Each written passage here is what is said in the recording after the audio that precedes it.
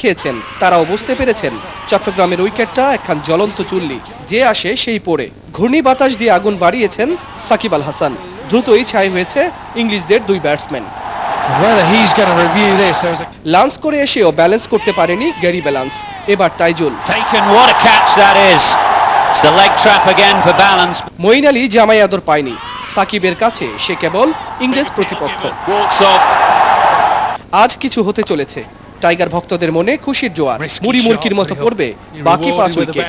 কিন্তু কিসের কি, দিন শেষে চোখ কপালে চট্টগ্রামের টার্নিং উইকেটকে বুড়ো আঙ্গুল দেখিয়ে বেন স্টোকস বেয়ারস্টো জুটির 127 রানের জোট। 3 দিনের চেষ্টায় টাইগার পেসারদের প্রথম উইকেট। অভিষেক উইকেট রাব্বির। 3 রানের জন্য হাফ সেঞ্চুরি মিস বেয়ারস্টোর। সাকিবের ঘূর্ণিতে সেঞ্চুরির আশা ফুরিয়েছে বেন স্টোকসের। দিন শুরুতে ভুল যতই হোক, শেষ বিকেলে আরও একবার প্রমাণিত কেন তিনি বিশ্বসেরা। আরও একটা বিষয় প্রায় পরিষ্কার, চট্টগ্রাম টেস্ট ড্র নয়, ফলাফল হবে হার জিতে। শামসুল আরিফিন, 71, চট্টগ্রাম। চট্টগ্রামে ম্যাচ কভার করছেন আমাদের সহকর্মী শামসুল আরিফিন। আজকের খেলা নিয়ে কথা বলছি তার সাথে। আরিফিন, ইংলিশদের লিডটা তো বেশ বড় হয়ে গেছে। এই ম্যাচে প্রায় 300 ছুঁই স্কোর তাড়া করে জেতা কতটা কঠিন হতে পারে চট্টগ্রামের এই উইকেটে?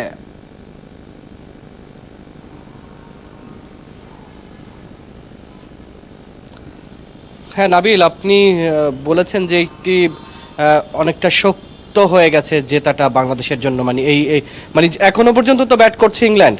তো এই প্রথম সেশনে 2 উইকেট যেটি আছে সেটি দ্রুত ফেলে দিতে পারবেন, এবং যেটি হয় প্রথম সেশনে উইকেট পড়ে এই চট্টগ্রামের উইকেটে। সুতরাং বলা যায় যে বাংলাদেশ তাদেরকে যে 300 রানের মধ্যে যদি রাখতে পারে, লিডটা যদি 300 ওভার না করতে দেয়। কালকে যখন ওদের বেন স্টোকস এসেছিলেন, তিনি বলেছিলেন 320-330-এর দিকে যদি রানটি তারা নিয়ে যেতে পারে, তাহলে সেটি হবে ইংল্যান্ডের জন্য সবচেয়ে বড় পাওয়া। কারণ এই 330 বা 320 রান চেস করা বাংলাদেশের পক্ষে সম্ভব হবে না তিনি দাবি করছেন।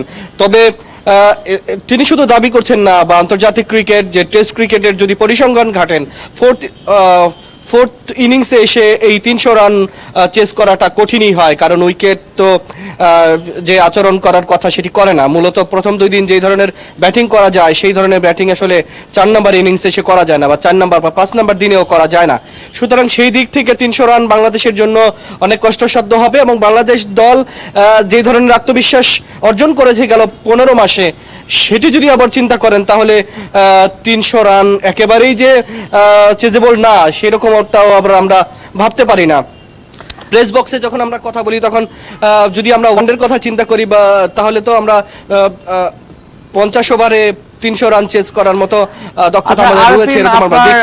টাইগারদের কিন্তু অনেকেই ব্যক্তিগত অর্জন বেশ বলার মতো। মেহেদী মিরাজ 5 উইকেট পেয়েছেন, সাকিবও 5 উইকেট পেয়েছেন, রানে আছেন তামিম মুশফিকরা। তো সেই ব্যক্তিগত অর্জনটা দলীয় সাফল্যে কি রূপ নেবে?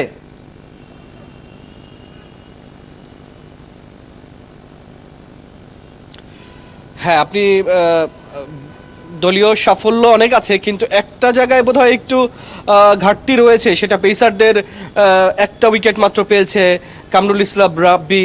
পেসাররা এই ধরনের সহযোগিতা করার দরকার ছিল as a team work, but একটা টেস্ট টিমের বোলাররা যে ধরনের 20 উইকেট নেওয়ার মতো যে ক্ষমতা থাকা দরকার, হাতুড়ি সিং বলেছিল 20 উইকেট নেওয়ার ক্ষমতা নাই, কিন্তু সেটি মিথ্যা প্রমাণ করতে যাচ্ছিলেন মেহেদী মিরাজ এবং সাকিব আল হাসান। কিন্তু যদি 2 পেসার যদি ঠিকভাবে সেই কাজটি করতে পারতেন, তাহলে আপনি বলতে পারতেন যে টিম ওয়ার্ক, যে টিম হিসেবে বাংলাদেশ দল যে ব্যক্তিগত কিছু পারফরমেন্স হয়েছে যেখানে এটি বলার মতো, সেটি হয়তো বা আরও বেশি অলঙ্কৃত হতো।